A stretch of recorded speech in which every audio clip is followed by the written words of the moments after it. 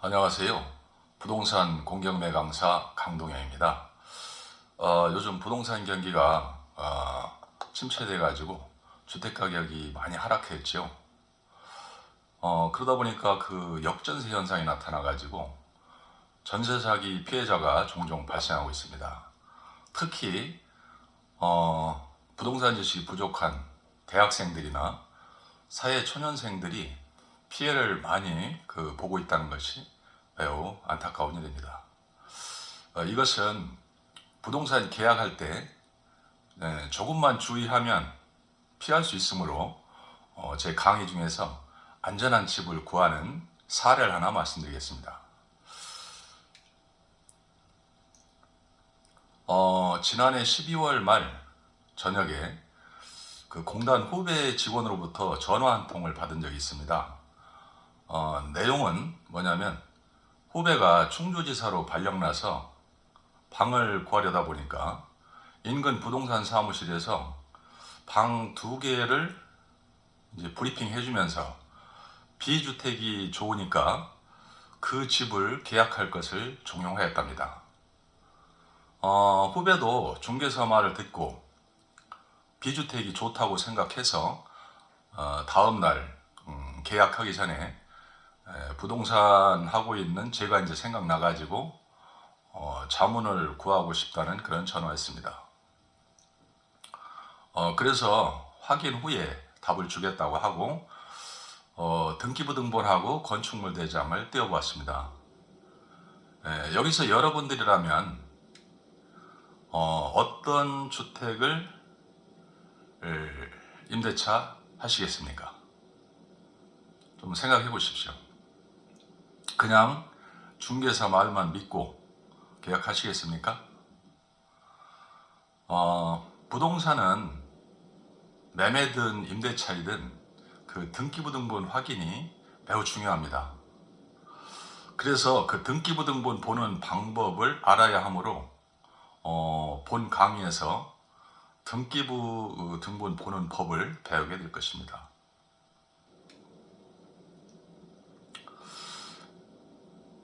부동산 중개 사무실에서 비주택을 추천한 사유는 첫째, 해당 그 주택 매매가를 계산해 보면 인근 비슷한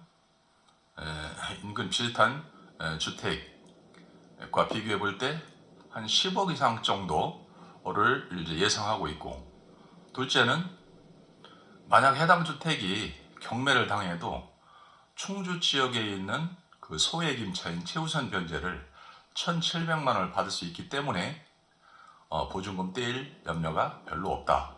그리고 셋째는 10년 이내에 신축된 그런 건물이기 때문에 깨끗해가지고 빨리 계약하지 않으면 다른 사람에게 뺏긴다는 것입니다. 그 중개업소가 추천한 비주택의 등기부 등본을 보면, 등기부 등본 을부죠. 을부를 보면 근저당, 임차권 등기, 그리고 전세권 등기가 되어 있습니다. 여기서 중요한 것은 근저당과 임차권 등기입니다.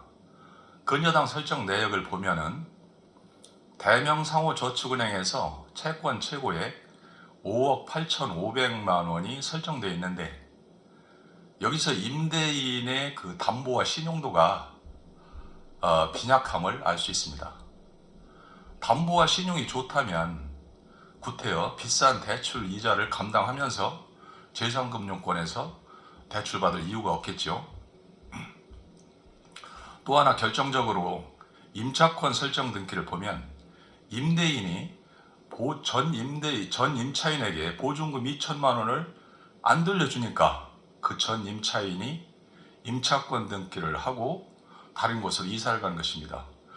그렇다면 결론은 담보와 신용이 빈약해서 위험한 제3금융권에서 비싼 이자를 물어가며 주택가격의 50% 이상을 대출받았고, 또 전 임차인의 전세 보증금을 돌려주지 못해서 임차권 등기가 된 것으로 볼 때 후배가 이 집에 들어간다면 향후 보증금을 돌려받기가 쉽지 않을 것으로 판단이 됩니다.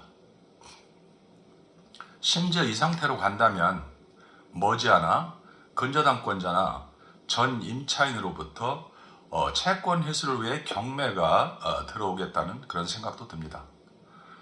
경매를 예상하는 근거는 소유자가 담보 부족으로 제3금융권에서 연 8% 이상의 높은 대출 이자 부담과 전 임차인의 보증금도 돌려주지 못해서 임차권 등기가 설정된 것으로 보기 때문입니다.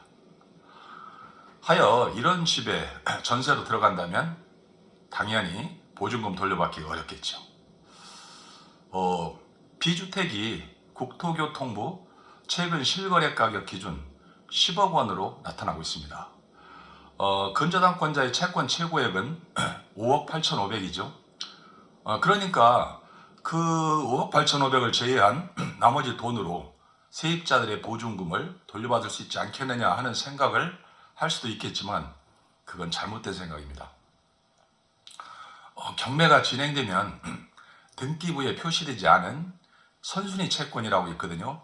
국세나 지방세, 체납액 등이 추가되고 매각 또한 선순위 채권자 유무에 따라서 감정평가액의 70% 미만에서 매각될 확률이 높다는 것입니다.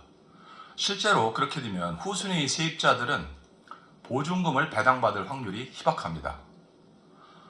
소액 임차인을 위해서 주택임대차보호법에서 정하고 있는 소액 임차인 최우선 변제금도 주택 매각 대금의 2분의 1 범위 내에서 해당 주택의 소액 임차인들, 다가구 주택 같은 경우는 최고 19명까지 거기 살 수가 있죠. 그러다 보니까 그 소액 임차인들이 많다면 비율 배분하기 때문에 그마저도 제대로 받을 수가 없습니다. 그리고 지도에서 이렇게 비주택을 보면 다른 주택으로 이렇게 포위되어 있죠. 그러다 보니까 일조권이 부족해 보이므로 이런 주택에 거주하면 삶의 질이 저하될 수 있습니다. 자, 이런 것을 모르고 비주택을 계약했다면 어떤 상황이 예상되는지 한번 보겠습니다. 우선 비주택의 소유자가 대출금 상환을 못해서 경매가 진행된다면 최근 부동산 경기와 해당 주택의 입지 조건을 볼 때 감정가의 70% 이하에서 낙찰될 것으로 예상됩니다. 그렇다면 채권액은 6억 7천만 원이 되는데 표면적으로 나타난 것, 등기부에 나타난 것이 6억 7천만 원이죠.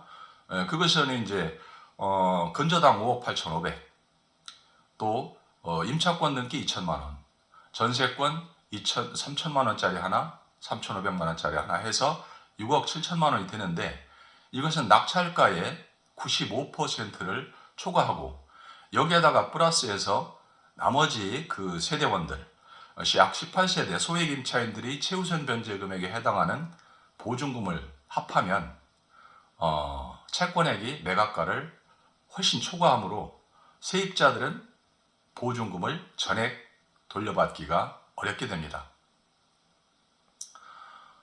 그래서 애초에 이런 집을 걸러내고 집을 구해야 하는데 잘 모르니까 일단 일을 저지르고 나중에 수습하려면 그럼 그만한 대가를 치러야겠죠.